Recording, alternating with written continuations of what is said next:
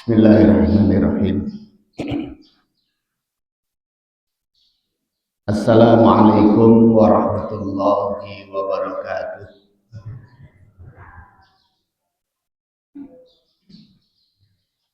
Alhamdulillah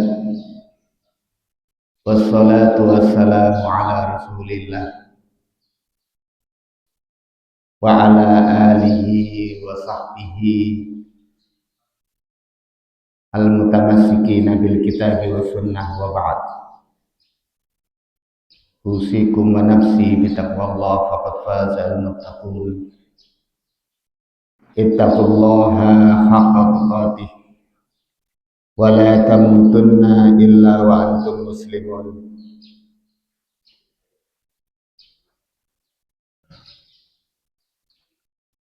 Bapak-bapak, ibu-ibu jamaah salat subuh yang berbahagia, Allah Subhanahu wa taala mengingatkan kita dalam satu ayatnya,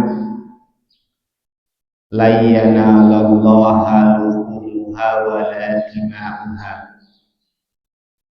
walakin yanaluhu taqwa. Kurban itu, kalau Idul Adha, kurban itu ulama membahas tentang syarat-syarat hewan yang akan jadi kurban, yang akan jadi sembelihan.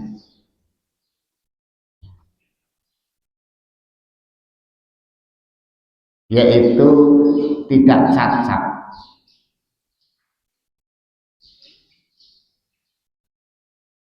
tetapi Allah Subhanahu wa taala kemudian di dalam surat Al-Hajj mengingatkan, la yanalallaha luhumuha wala dima'uha.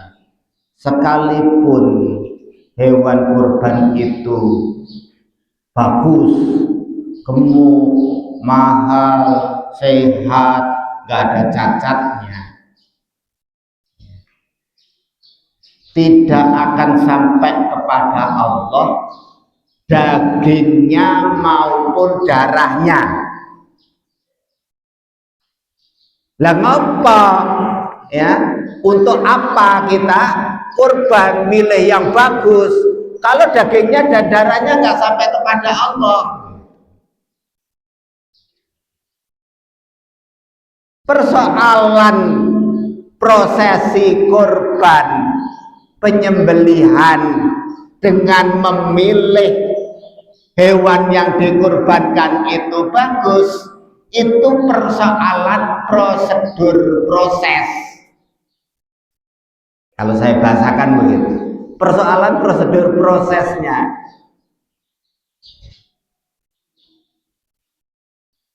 Orang mungkin bisa menyebut itu persoalan administratif, gitu, manajemen, bukan substansi. Substansinya intine cara wong Jawa, intine itu takwanya. Didasari takwa apa tidak? Begitu juga sholat. Masalah wudhu dulu, kemudian pakai baju yang bagus, berangkat ke masjid dengan tenang, menghadap kiblat, kemudian takbiratul ihram, rukuk, sujud, salam. Itu kaifiat proses, prosedurnya harus begitu. Tapi diterima atau tidaknya sholat kita itu faktor hati. Faktornya intine ning atine. Oleh karena itu pembahasan ihdharul qalbi fi shalah, menghadirkan hati dalam sholat, itu persoalan substansi, inti gitu, persoalan intine. Ada banyak faktor batin untuk seseorang itu bisa ihdharul qalbi sampai ke tingkat khusyuk atau sampai mampu menghadirkan hati dalam sholat. Tapi itu mungkin panjang ya, karena ini hari terakhir saya tidak membahas faktor-faktor batin untuk menghadirkan hati, tapi langsung kepada apa yang harus kita lakukan agar hati itu hadir, agar kita bisa menghadirkan hati.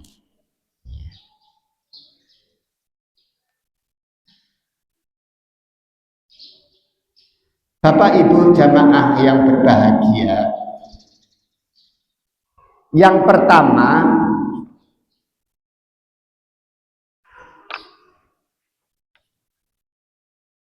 kacamatanya bukan asli, bukan asli punya saya. Ya, mohon dimaklumi kalau saya pegang terus. Ya.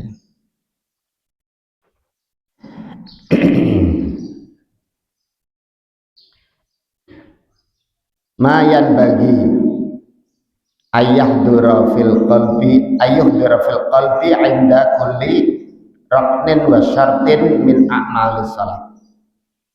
Kalau di kitab yang saya pegang pembahasannya begitu.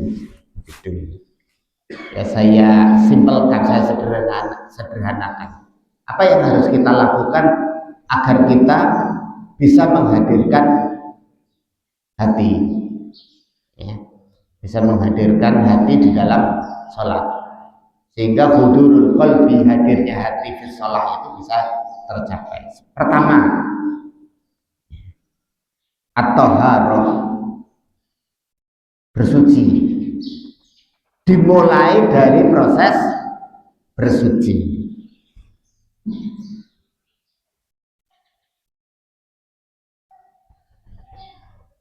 Bersuci itu dimulai dari sucinya tempat. Kita mungkin mikirnya sajadah, ya, apa kamar sehingga sholat atau masjid, wis gitu ya. Iya. Dohirnya begitu, ya. Yaitu sucinya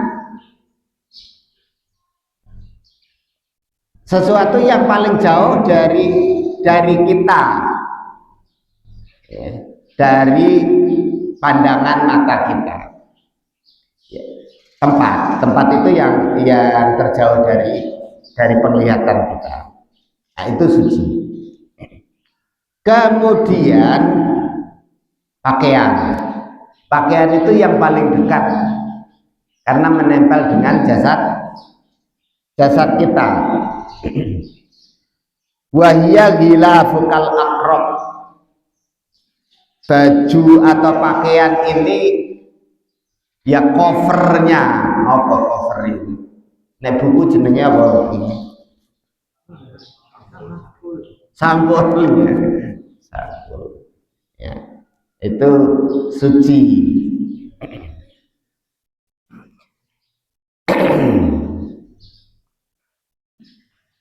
Tapi maksud bersuci ini bukan sekedar persoalan tempat yang kesawang itu yang terlihat oleh pandangan mata kita, dan bukan semua cuma persoalan baju.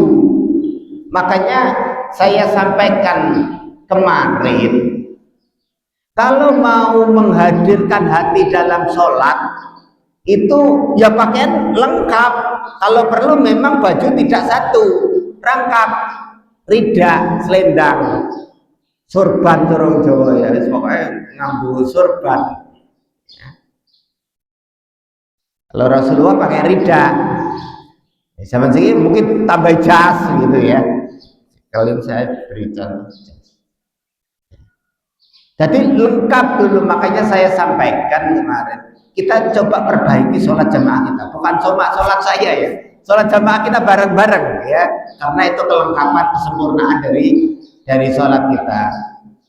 Mulai dari bisa nggak masjid kita ini tidak diimami orang yang nggak kupluan, orang kupiahan ojo, walaupun mesti ada dikomati, saya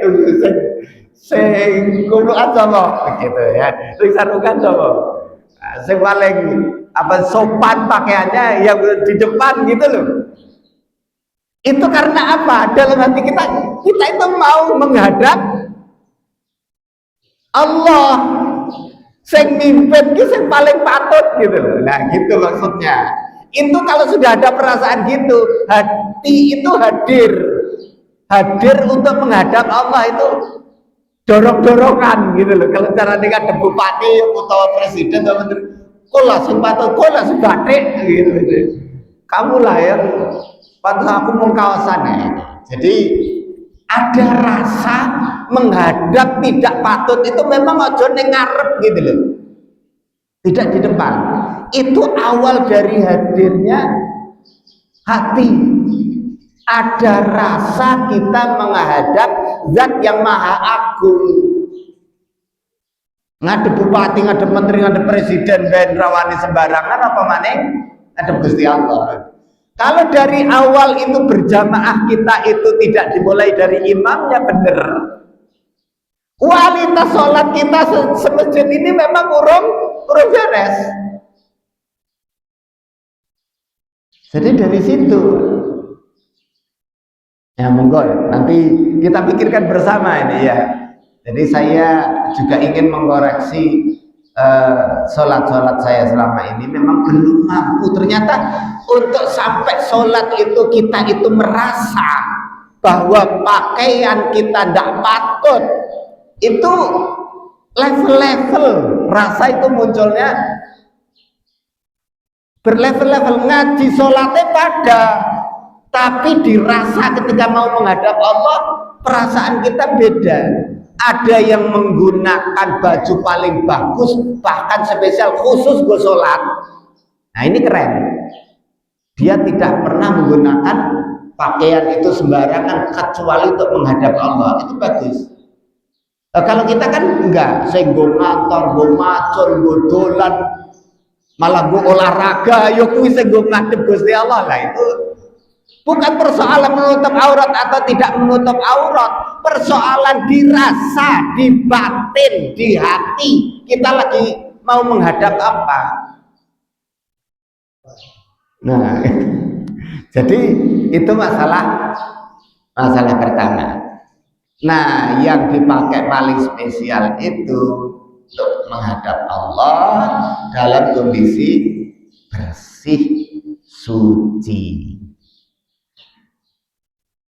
Nah kalau bicara tentang suci, tidak cuma suci lahir ya, dari hadas dan najis, kita sudah wudhu atau sudah mandi dan baju kita nggak ada yang kena najis, tempat kita nggak ada yang kena najis, bukan sekedar itu, tapi kelambi kie oleh kangendi tuku nganggo duit apa?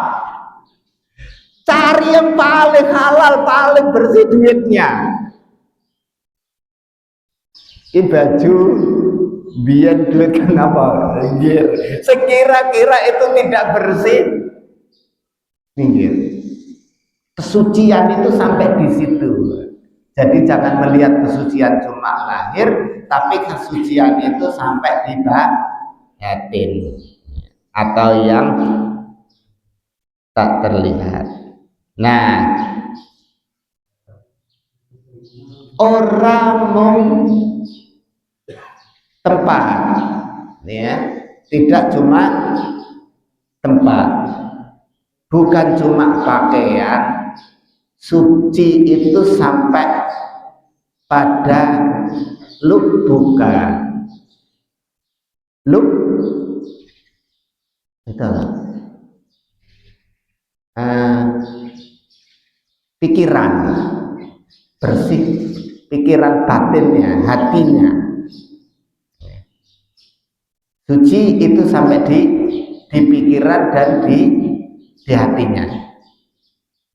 Ini toharoh itu sampai di situ. Bahkan itu yang penting. Ya. Sucinya hati. Lubuka, wa huwa qalbuka. Ya. Diserap dalam bahasa Indonesia juga ya, lubuk. Dari lubuk hati kamu yang paling dalam, padahal lubuk itu ya hati kamu.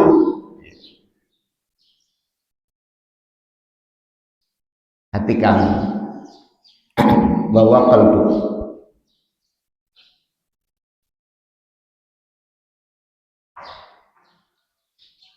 Bagaimana caranya?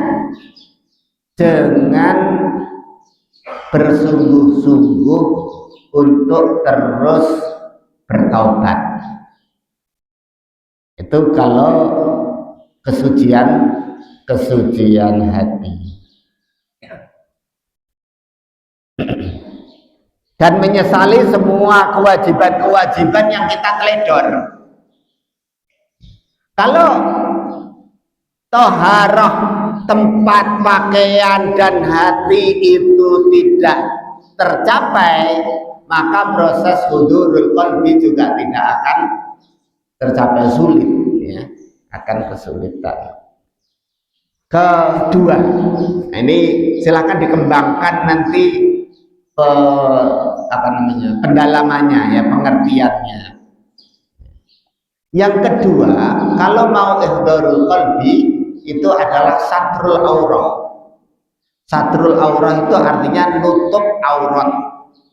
Nutup aurat untuk urusan dohir ya, hukum-hukum yang dohir itu pakaian kita menutup bagian badan kita yang tidak patut ya, tidak patut. Secara fikih nanti ulama menjelaskan batasannya ya. Kalau laki-laki dari pusar sampai lutut, tapi bukan berarti sholat celanaan komprang nutupi budel, kan nggak cukup begitu sholat ya, apalagi yang nggak patut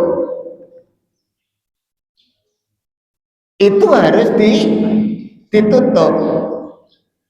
Nah, kalau masalah dohir selesailah ya, selesai. Biasakan pakai pakaian yang bagus, bersih, suci, kemudian berikutnya satrul aurah, menutup aurat. Ya. Bapak Ibu sekalian, saya ingat saya pernah ya sampaikan. Hakikatnya kalau menghadap Allah, Bapak Ibu sekalian, Allah itu maha melihat dan maha mengetahui dan melihat yang nampak maupun yang tidak nampak. Sekalipun badan kita dibalut dengan pakaian lapis-lapis, berlapis-lapis, ditutupi paribasan nganggo klambi sirah lemprang lho Pak, sing ditombak ora tembus lho. Nah, sing perang zaman biyen kan kayak gitu. Paribasan nganggo kayak gitu. Bagi Allah tetap saja sing ditutup katon. Nggih napa boten? Allah kan maha melihat. Kamu pakai baju sama nggak pakai baju sama bagi Allah. Keton kabeh lah ngapa? Nah ini masalahnya. Kalau aliran sesat dia kemudian menyimpulkan karena Allah Maha tahu Maha melihat, ngapa menghadap Gusti Allah tidak ditutup-tutupi. Pengertian jujur itu menjadi salah. Jujur ini ngadep Gusti Allah apa anane, jadi ya mudah kayak bayi lahir lah, iya bener. Karena pikirannya ngadep Gusti Allah, Allah Maha melihat, kita itu pakai baju nggak pakai baju sama. Bagi Allah keton kabeh kan gitu. Terus kenapa? Untuk apa pakai baju? Nah, kalau pikiran kebisikan setan begitu. Untuk apa? Ngadep Gusti Allah jujur baik, mudah. Jadi salah satu ciri aliran sesat itu kalau ritual ibadah dia telanjang, nggak pakai baju, itu ciri.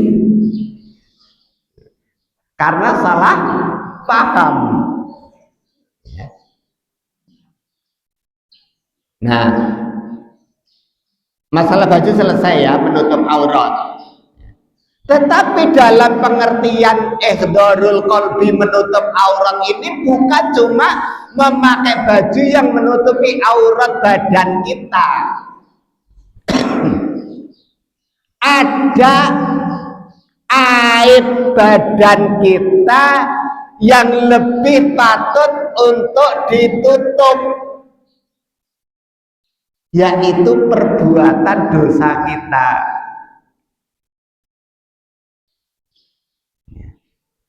Orang Islam itu diajari oleh Rasulullah, diajari oleh syariat Islam untuk menutupi dosanya. Nek dosa aja dicerita-cerita. Jadi maksudnya begini loh, perbuatan dosa ini ya menungso kabeh duwe, tapi jangan bangga dipamerna, diceritakan. Bapak Ibu sekalian, kalau kita itu sholat banyak berbuat dosa, kemudian dosa kita itu sering kita ceritakan kepada teman, lah kamu kemarin menjemikan, lah nyong parodian kan cerita kabeh perbuatan dosa yang orang lain nggak tahu. Kemudian kita sholat, apa kata teman sholat kita sampai kita? Sholat, wingi bareng karaoke, sholat bermentem. Sholat itu berbatut, akhirnya apa? Jadi pergunjingan jelek. Iya nama batan. Ya nggak wadah kalau mau kaya. Katanya khusyuk, ya bos sajadah, sorban, pelukan, baju takwa, sarungan sholat di masjid, padahal ini bar. Gara-gara begitu, akhirnya apa rusak semua. Bahkan orang lain yang sholat nggak pernah melakukan perbuatan maksiat aja juga jadi nggak senang sama sholat. Lah ngapa sholat? Kayak saya senang maksiat sholat. Jadi salah satu upaya untuk hadirnya hati di dalam sholat, Bapak Ibu sekalian, menutupi aib perbuatan dosa kita. Satrul aurat. Aurat kita yang paling besar itu adalah dosa. Tapi jangan kemudian dianggap nutupi badan kita, fisik kita, berpakaian, sarungan, baju koko, kemudian puisi simbol. Kalau orang itu masih berbuat dosa dan sholat lah munafik, gitu kan. Nutupi aib. Justru aib itu, dosa itu memang harus ditutup. Kalau orang lain tidak tahu perbuatan dosa kita, jangan diumbar, jangan diceritakan orang. Cukup kita bertobat diam-diam dan menyesal. Itu yang penting. Ya. Wallah alam. Jadi satrul aurat itu secara ilmu fikih, ya, ilmu fikih itu menutup badan kita ini yang aib gak pantas kelihatan kalau menghadap Allah ditutup, ya, ditutup.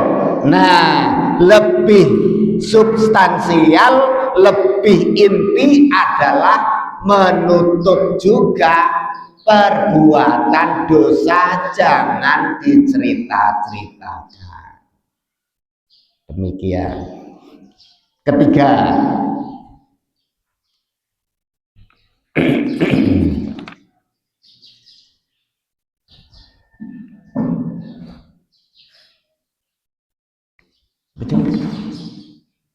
oh sudah lewat lah ya. Ini ada beberapa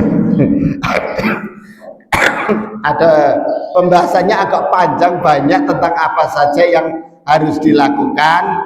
Mulai misalnya yang ketiga saya tambahlah ya, al istiqbal, ngadep kiblat ya, menghadirkan hati dengan menghadap kiblat yang benar ya, menghadap kiblat yang benar.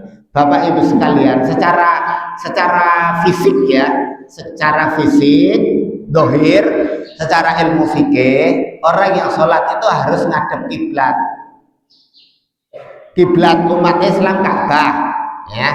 Sekarang cara mengetahui kiblat gampang, teknologi sudah luar biasa ya, itu clear lah ya, sudah selesai ya. Bagi kita di dalam menghadap kiblat banyak hal yang harus menghadap kiblat bener, aja miring ya, miring sirai ngadep kiblat awake ora jejeg gitu loh. Salah satu ayatnya adalah kaki itu jarinya dihadapkan kiblat gini, bukan gitu ya. Masalahnya ada yang miring, nyuwun sewu, kadang-kadang sholat sudah ini kan sudah di kiblat masih ngadep ke sana. Nah ini saya ketemu banyak kasus di masjid-masjid itu, jamaah yang piye sih sudah dikiblatkan masih merang-miring ngadep ya, perlu diajari baris berbaris sama sekali. Jadi menghadap kiblat yang benar. Bapak Ibu hadirin wal hadirat rahimakumullah. Jadi dalam menghadap kiblat ini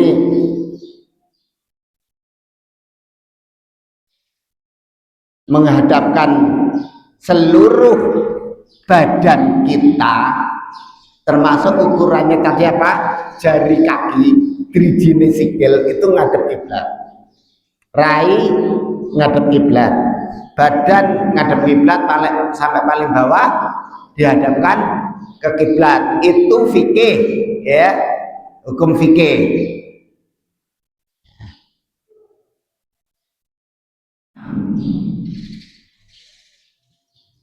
Kalau bicara ihdharul qalbi itu bukan cuma memenuhi hukum dohir fikih, sing madhep mung raine awake karo driji-driji sikile, enggak cuma itu, ning batin hadir ya. Nah Bapak Ibu sekalian, oh ada catatan penting sebentar, saya lupa tadi.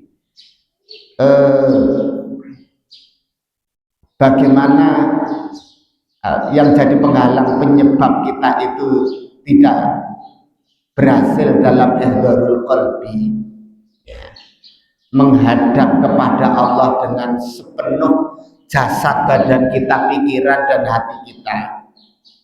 Itu penyebabnya adalah dunia,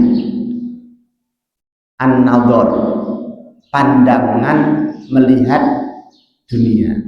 Wis madhep kiblat, raine madhep kiblat, badannya ngadep kiblat, driji kaki kita ngadep kiblat. Tapi dalam sehari-hari mata kita banyak melihat dunia, itu nggak bisa ngadep kiblat, tidak bisa ngadep kiblat. basor. Maka kuncinya untuk jejak ngadep kiblatnya kita itu apa? Ghodul basor. Ghodul basor itu bukan persoalan menundukkan pandangan dari perempuan, tapi menundukkan pandangan dari dunia. Ya. Kalau orang sholat itu pandangannya ketika ngadep kiblat mengarah ke sujud, ya, tempat sujud. Kalau dia itu ngangkat pandangannya ke atas, ya, delengnya sejajar ke sana, maka Rasulullah nyebut dia telah dicuri oleh setan pandangannya, disambar setan. Jadi perhatikan, kalau ada yang orang sholat lerak-lerak ke sana kemari, kanan kiri pandangannya sambil membaca, nah ini orang bisa khusyuk, orang mungkin khusyuk, ya, tidak bisa. Jadi penyebab utama secara batin, ya, secara batinnya, ketika seseorang itu pandangannya kepada dunia, dia tidak bisa khusyuk. Tidak bisa khusyuk. Itu problemnya. Nanti panjang itu pembahasannya, kenapa pandangan manusia itu kepada dunia menyebabkan atau menjadi penghalang ihdorul qalbi. Simpelnya begini Bapak Ibu sekalian, saya beri contoh bagaimana hati manusia itu ketika dia memandang dunia. Ada perkataan ulama yang saya ingat, barang siapa yang bergaul dengan orang kaya maka akan sombong. Coba perhatikan efek dari kumpul karo wong sugih, kuwi sombong. Padahal ora sugih. Mengkumpul karo wong sugih ben pamer, ya, foto upload status, ya. Itu berarti ini persoalan halus, ya. Itu persoalan halus. Nasihat ulama, sapa sing kumpulane karo wong sugih dadine sombong. Itu yang jadi penghalang menghadap Allah, ya, istiqbal, menghadap Allah itu di situ. Ternyata apa?